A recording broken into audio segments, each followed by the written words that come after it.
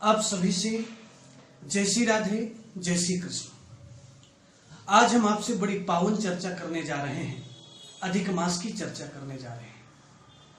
अधिक मास का आगमन कैसे होता है, अधिक मास को मलमास और पुरुषोत्तम मास कैसे कहा जाता है, इसकी चर्चा आज हम करेंगे और आप लोग बड़े ध्यान से श्रवण करेंगे। अधिक मास हमेशा जब भी अमावस्या से अमावस्या तक सूर्य की राशि नहीं बदलती, अर्थात सूर्य एक ही संक्रांति में रहता है, वो अधिक मास कहलाता है। अधिक मास इस वर्ष 18 सितंबर से 16 अक्टूबर तक रहेगा।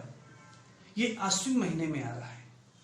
हमेशा चैत्र महीने से आश्विन महीने तक ही जो है, इन 7 महीनों में ही अधिक मास आता है। ये 19 साल बाद योग आ रहा है। 2001 में आश्विन महीने में अधिक मास का आगमन हुआ था और इस वर्ष 2020 में जो है अधिक मास का आगमन हो रहा है।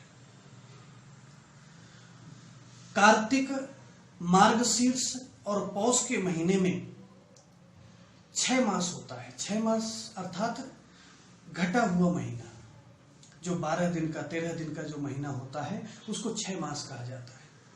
कभी भी माघ और फाल्गुन के महीने में अधिक मास और 6 मास नहीं होता। अधिक मास हमेशा शुरू के जो 7 महीने हैं, चैत्र से आश्विन तक, उन्हीं महीनों में होता है। अधिक मास 3 वर्ष में आता है। क्यों? क्योंकि सूर्य और चंद्र के बीच के संतुलन के लिए अधिक मास बनाया गया है। क्यों? क्योंकि सूर्य वर्ष में 365 दिन और 6 घंटे होते हैं, चंद्र वर्ष में 354 दिन होते हैं, और इन्हीं के अंतर दिनों का जो अंतर है, वही 3 वर्षों में 1 महीना बन जाता है, जो चंद्रमा का भाग होता है, और वो अधिक मास कहलाता है। हमेशा अधिक मास 32 माह 16 दिन और 8 घटी के बाद प्रारंभ होता है। जैसे ये अधिक मास आ रहा है, इसके ठीक 32 महीने 16 दिन और 8 घटी के बाद अगला अधिक मास पड़ेगा। ये हम सभी लोग जानते हैं, फरवरी 28 दिन की होती है, लेकिन 4 वर्ष बाद वो 29 दिन की होती है। क्यों? क्योंकि सूर्य वर्ष 365 दिन और 6 घंटे का होता है। वही 6 घंटे जब 4 वर्ष में 6 घंटे 24 घंटे हो जाते, तो 1 दिन बन जाता है, और वो वर्ष 366 दिन का हो जाता है।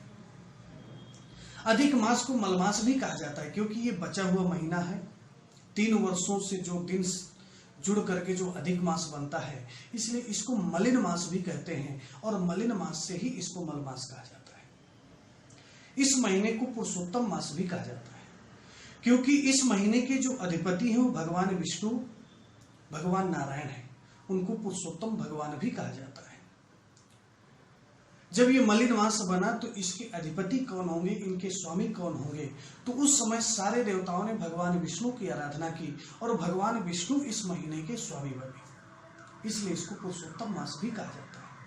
इसी महीने में ही भगवान नारायण ने नरसिंह भगवान का अवतार धारण करके जो है हिरण्यकश्यप का उद्धार किया था।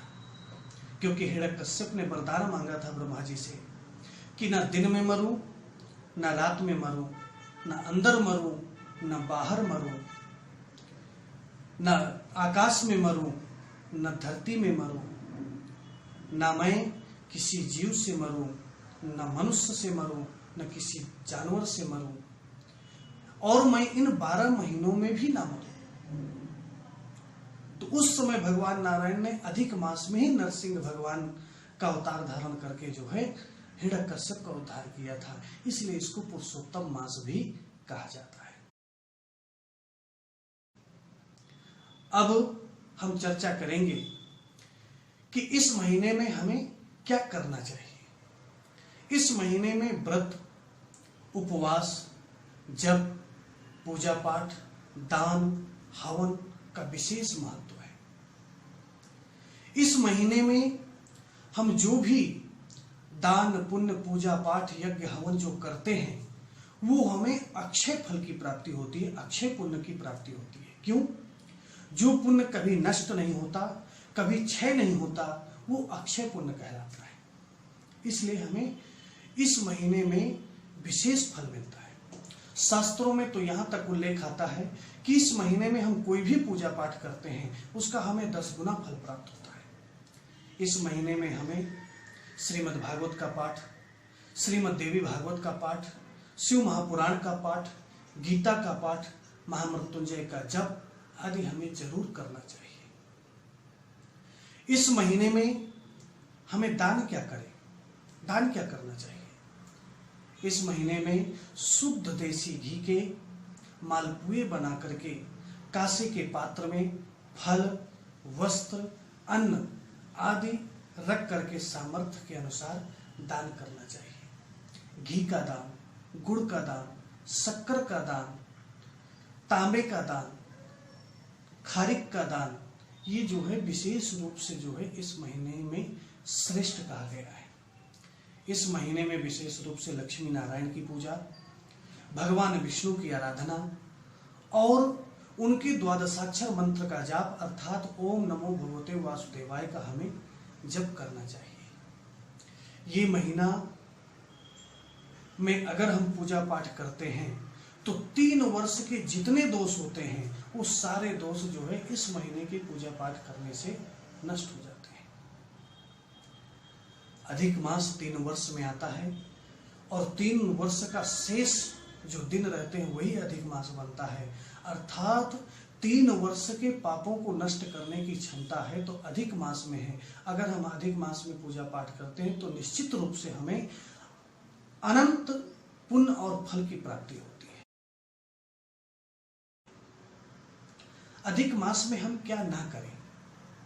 अधिक मास में हमें मांगलिक कार्य बिल्कुल नहीं करने चाहिए। अर्थात तिलक, विवाह संस्कार, मुंडन संस्कार, नामकरण संस्कार, यज्ञोपवीत अर्थात जनेऊ संस्कार, गृहारंभ, गृह प्रवेश, तालाब खुदाना, बोरिंग करना, कुआं खोदना, ऐसे कोई भी कार्य जो है हमें नहीं करने चाहिए। हमें वाहन खरीदना, भूमि खरीदना या विशेष कोई आभूषण, विशेष कोई सामग्री खरीदना हो तो वो भी हमें अधिक मास में नहीं करना चाहिए। अधिक मास केवल पूजा पाठ, भजन, कीर्तन और मनन के लिए होता है। इस महीने में किया गया पूजा पाठ अनंत पुण्य फल प्रदान करता है। इसलिए इस अधिक मास में अधिक से अधिक भगवान विष्णु, भगवान नारायण और भगवान भोलेनाथ की आराधना करें और पूजन करें और 3 वर्ष के दोषों को नष्ट करें। सभी से जय श्री राधे, जय श्री कृष्ण।